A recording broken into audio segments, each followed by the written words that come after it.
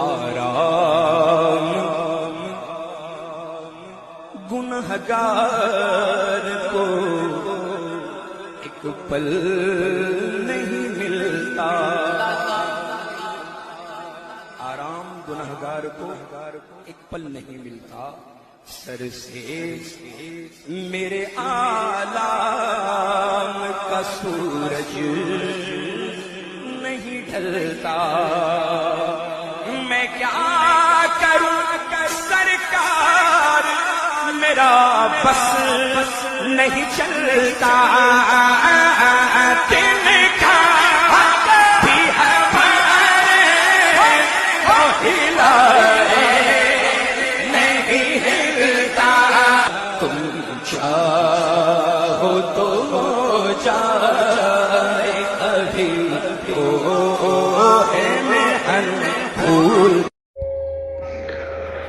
আসসালামু আলাইকুম রহমতুল্লাহ বারাকাতুহু। হুজুরদের কাছে আমার একটি প্রশ্ন, সেটা হচ্ছে আমরা কাবা শরীফের পরিবর্তে যে একটা গির্জা তৈরি করেছিল ওটা কোন জায়গায় করেছিল হুজুর, একটু দয়া করে বলবেন।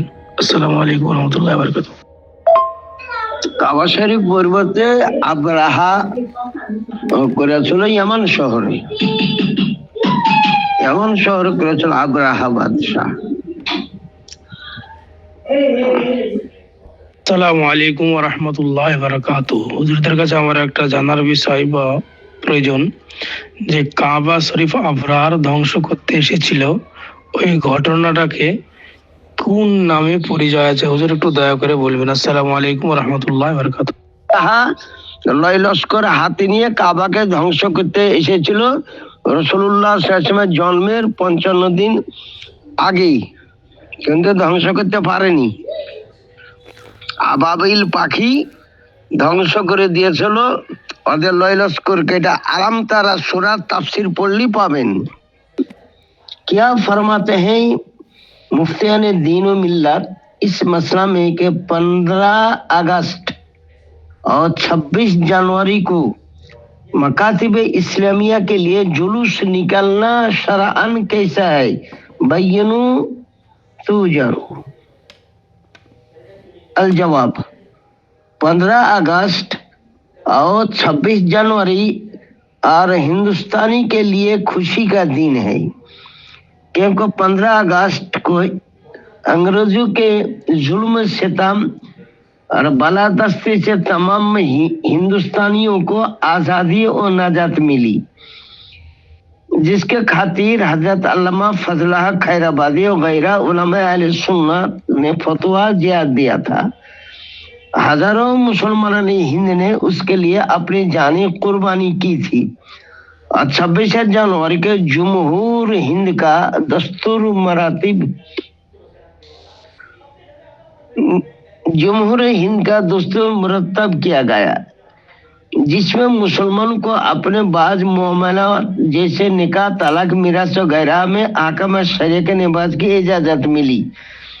इसलिए दोनों मुसलमानों हिंद के लिए भी खुशी के दिन है। इजहार खुशी के लिए जुलूस निकलना आम और खवास में मुतारिफ है।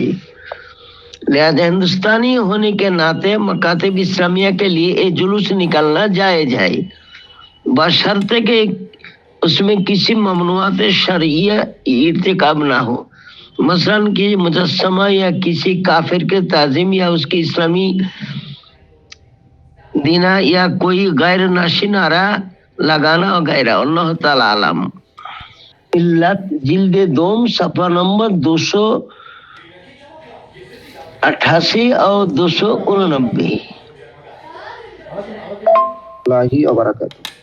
হুজুরের কাছে একটা জানার বিষয়, সেটা হলো নামাজে ইমামের চাইতে মুক্তাদির যদি তাসবিহ বেশি হয়ে যায়, তার দেখা গেল রুকুতে হোক সেজদাতে হোক ইমাম 3 বার পড়েছে কিংবা 5 বার পড়েছে, মুক্তাদি তার চাইতে বেশি পড়েছে, এই ক্ষেত্রে মশলাটা কি হবে?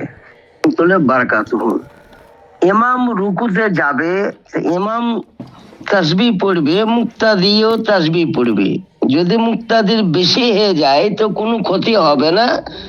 ইমাম যখন আল্লাহু আকবার বলবেন তখন খাড়া হবে। এর মাঝে যতবার পারবে বলুক, ইমামের থেকে বেশি হোক চাহে কম হোক, এতে কোনো অসুবিধাই নাই, নামাজের কোনো ক্ষতি হবে না। আল্লাহি ওয়া বারাকাতুহু।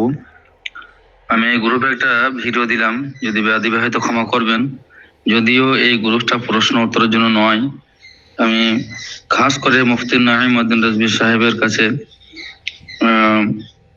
এই প্রশ্নটা করি যে মাওলা আলী শের খুদা রাদিয়াল্লাহু তাআলা আনহুর ব্যাপারে পাকিস্তানের হানিফ কুরাইশি যে কথাটা আলোচনা করছে আকীদা বিষয় নিয়ে, এটা কি আলা হযরতের কোনো কিতাবে সত্যি আছে, না এরকম একটা হাওয়াই রেফারেন্স দিয়ে মিথ্যা মানুষকে বোঝাবার চেষ্টা করছে?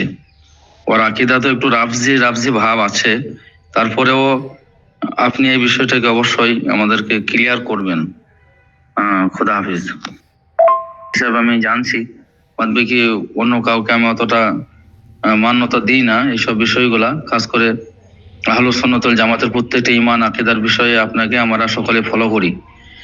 যেহেতু মাওলা আলীর যে জন্মের জায়গা কাবা শরীফকে আমরা জানি, এটা আহলুস সুন্নাত ওয়াল জামাতের কোন কিতাবে আছে এবং হাদিসের কোন কিতাবে আছে, এটা রেফারেন্স দিয়ে যদি বলতেন তাহলে খুব ভালো হতো। যদি কোনো কিতাবে স্ক্রিনশট দিতেন তাহলে ভালো হতো। রজব মাসের 13 তারিখ এখানে কিছু মানুষ আলোচনা করছে যে 13 তারিখে কাবা শরীফে ওনার জন্ম হয়েছে, বিলাদাত হয়েছে, আমরা জানি, কিন্তু আমি কোনো সঠিক রেফারেন্স পাচ্ছি না। কোনো কিতাব আমার কাছে সেরকম নাই। মাওলা আলী শের খুদার সিরাতের বিভিন্ন কিতাব এবং বিভিন্ন কিতাব আমি খোঁজাখুঁজি করছি, কিন্তু কোনো কিতাবে পাচ্ছি না। হুজুর যদি আপনার কাছে কোনো স্ক্রিনশট মানে কিতাব থাকে তো অবশ্যই স্ক্রিনশট একটু দিবেন গ্রুপে, তাহলে হয়তো এই গ্রুপে অনেক আলেম ওলামা মুফতি মৌলানা আছে, তারা আপনার স্ক্রিনশট থেকে উপকৃত হবে। আসসালামু আলাইকুম রহমতুল্লাহি ওয়া বারাকাতুহু। ওলামায়ে আহলে সুন্নাত ও জামাত, আসসালামু আলাইকুম। পাকিস্তানে হানিফ কুরাইশিকে একটা আমরা মানি না, ওর আকাইদের কোনো ঠিকও নাই। আর হযরত আলী কাররামুল কারিমে বেলাদাত কাবা শরীফের মধ্যে ভিতরে হয়নি, ওই কাবা শরীফের পাশে সাফা মারওয়ার কাছে তার পিতা আবু তালেবের বাড়ি ছিল। ওইগুলাতেই ওইরকম হয়েছে, কিন্তু এই কারণে ওই কেউ কেউ কাবার বেলাদাত আন্দার বা কাবা এরকম বলেছে। তাই এটা নিয়ে ওই ওই কোনো একটা ব্যক্তিকে কুফরের ফতোয়া দেওয়া যাবে না।